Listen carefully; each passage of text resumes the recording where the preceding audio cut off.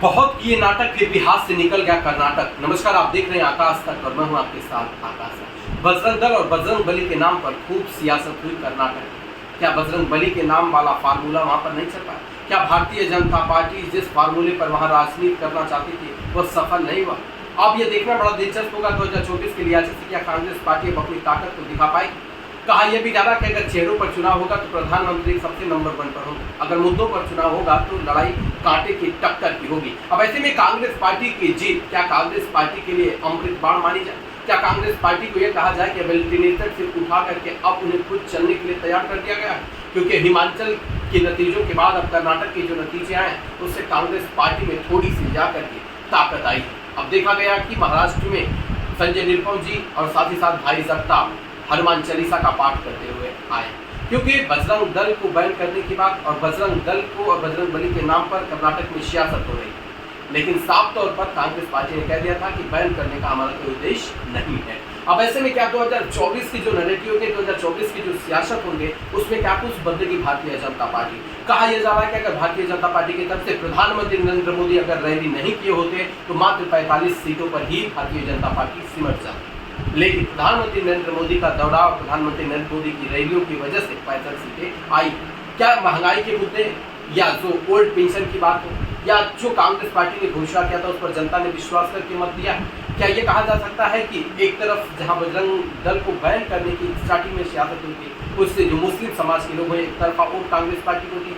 या कहा जा सकता है कि वर्तमान के जो राष्ट्रीय अध्यक्ष है कांग्रेस पार्टी के मल्लिकार्जुन जी, क्या उनका वहाँ जो जमीनी लेवल पर पकड़ रहा है, वहाँ का जो उनका राजनीतिक कद और पद रहा है, क्या उसका लाभ कांग्रेस पार्टी को मिला है? या भारतीय जनता पार्टी ने जिस तरह की सियासत की उसका फायदा मिला है? या ये कह सकते हैं कि भारत जोड़ो राहुल गांधी जो यात्रा निकाली थी उसका लाभ वहाँ पर मिला है? उन्होंने कहा कि नफरत छोड़ो और भारत जोड़ो, यह उनका था। तो क्या वहाँ पर नफरत की जो राजनीति कांग्रेस पार्टी कर रही थी, भारतीय जनता पार्टी कर रही है, उसकी हार हुई है? अब लोगों को प्रेम और व्यवहार वाली राजनीति पसंद है। कहा यह भी जा रहा है कि 2024 के लिहाजे से कांग्रेस पार्टी अगर मुद्दों पर चुनाव लड़ेगी तो कांटे की टक्कर, अगर चेहरों पर चुनाव हुआ तो प्रधानमंत्री नरेंद्र मोदी आ गए। तो 2024 को लेकर विपक्ष एक होने की पूरी कोशिश भी कर रहा है। देखा जाए तो बिहार के मुख्यमंत्री नीतीश कुमार पूरी तरह से विपक्ष को एक करने में लगे हुए, ममता से लेकर के, और महाराष्ट्र के पूर्व सीएम उद्धव ठाकरे और साथ ही साथ तमाम कद्दावर नेताओं से वो मुलाकात कर चुके हैं। ऐसे में अरविंद केजरीवाल और अखिलेश यादव भूमिका में नजर आएंगे, क्योंकि अखिलेश यादव भारत के सबसे बड़े सूबे जहां पर सबसे ज्यादा लोकसभा सीटें हैं वहां के पूर्व मुख्यमंत्री रह चुके हैं। उनके पिताजी भी कई बार मुख्यमंत्री रह चुके हैं, मतलब रक्षा मंत्री के तौर पर काम किया है। राजनीतिक कद और पद अखिलेश यादव का भी काफी बड़ा रहा है। तो ऐसे में क्या मायावती जी भी विपक्ष के साथ आ सकती है? देखा जाए तो वो खुलकर कुछ तो बोल नहीं रही, लेकिन जिस तरह से देखा जाए कि बीजेपी को लेकर के ममता बनर्जी ने बयान दिया था अगर बीजेपी का पतन कर्नाटक से शुरू होता है तो हमारे लिए खुशी की बात होगी। अब तो बीजेपी वहां हार गई और कांग्रेस पार्टी जीत गई। लेकिन ये कहा जा रहा है कि जिन जिन मुद्दों का नैरेटिव सेट किया गया है, क्या कांग्रेस पार्टी की सिर्फ सरकार कर्नाटक में, छत्तीसगढ़ में भी उनकी सरकार है, राजस्थान में उनकी सरकार है, जिन मुद्दों पर वो बात कर रहे हैं क्या वो मुद्दे वहां पर पूरे हो रहे हैं या जो चीज़ें कही गई थी वहां पर पूरी हो रही? खैर, राजनीतिक बातों में बहुत ज़्यादा उलझना नहीं है, क्योंकि हर दल अपने अपने नैरेटिव सेट करके और अपने अपने तरीके से राजनीति करता रहता है। लेकिन क्या सिस्टम बदलने के बाद जनता का क्या कुछ होगा, जनता का क्या भला होगा? कुर्सी पर बैठने वाला बदल जाएगा, लेकिन वो अधिकारी, वो कर्मचारी जिनके ऊपर भ्रष्टाचार का आरोप कांग्रेस पार्टी लगाई, कांग्रेस पार्टी ने कहा कि 40% कमीशन लेने वाली सरकार क्या कांग्रेस को कुछ कहेगी? लेकिन अब कांग्रेस जिस पार्टी के ऊपर इतना बड़ा आरोप लगा रही थी, जो अधिकारियों के ऊपर एक तरह से अप्रत्यक्ष रूप से आरोप था, क्या वो अधिकारी भी बदलेंगे? वो काम करने के तौर तरीके भी बदलेंगे? क्या वो सिस्टम भी बदलेंगे? अगर देखा जाए तो कर्नाटक एक ऐसा राज्य है जहाँ पर बहुत ज़्यादा उद्योग, जहाँ पर तमाम ऐसे खदाने हैं जो कि एक तरह से देखा जाए तो वहाँ से आय का इनकम भी काफ़ी अच्छा है, और रोजगार के लिहाज से देखा जाए तो काफ़ी लोगों को वहाँ पर रोजगार मिलता है। पावर प्लांट या स्टील प्लांट या रिफाइनरी, ऐसे तमाम चीज़ें हैं जो वहाँ पर हैं, और कर्नाटक को कई ऐतिहासिक चीज़ों की वजह से भी जाना जाता है। तो ऐसे में जो कांग्रेस पार्टी इस बार नैरेटिव सेट की थी, कांग्रेस पार्टी जिन मुद्दों पर उन्होंने चुनाव लड़ा है, क्या उन मुद्दों को वो पूरा कर पाएंगे? क्या भारतीय जनता पार्टी अपने रणनीति में कुछ बदलाव करेगी?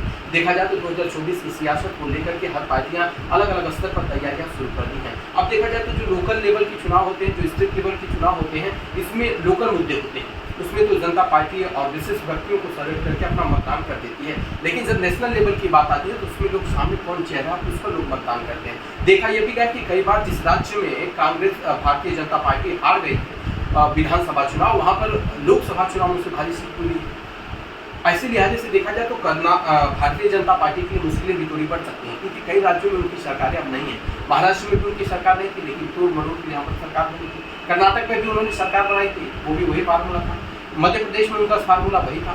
अब जनता का फार्मूला क्या होगा ये तो 2024 की सियासत बताएगी। 2024 को लेकर जिस तरह से सियासत तेज हो रही है, ऐसे में क्या समीकरण सेट होंगे, लोगों की निगाहें इस पर टिकी हुई हैं। और जिस तरह से भारतीय राजनीति में उथल पुथल मच रहा है रोजाना, अब ऐसे में क्या महाराष्ट्र की राजनीति में फिर फेरबदल हो सकता है, क्योंकि शरद पवार उन्होंने कहा कि अब रोटी अगर पलटी नहीं गई तो जल जाएगी। इसके क्या मायने निकाले जा सकते हैं। वो शरद पवार की बात करते हुए एनसीपी पार्टी के कद्दावर नेता हैं, एनसीपी पार्टी के संस्थापक हैं और महज 27 साल की उम्र में ही शरद पवार विधायक बन गए थे। वो शरद पवार की बात कर रहे हैं जो केंद्र में जब सरकार थी कांग्रेस पार्टी की और इंदिरा गांधी जी से सोनिया गांधी जी से उन्होंने बगावत कर 10 जून 1999 को अपनी पार्टी स्थापित कर दी। अब लोगों की निगाहें शरद पवार पर भी टिकी हुई, क्या विपक्ष के साथ आते हैं और किस तरह की अपनी भूमिका निभाते हैं। 2024 में कौन होगा सियासी खिलाड़ी। और देखा जाए तो दिल्ली का रास्ता जो उत्तर प्रदेश से होकर जाता है, उत्तर प्रदेश में स्थानीय निकाय चुनाव में योगी आदित्यनाथ का जलवा कायम देखने को मिला। चलिए हम एक बार आपको और दिखाएंगे ग्राम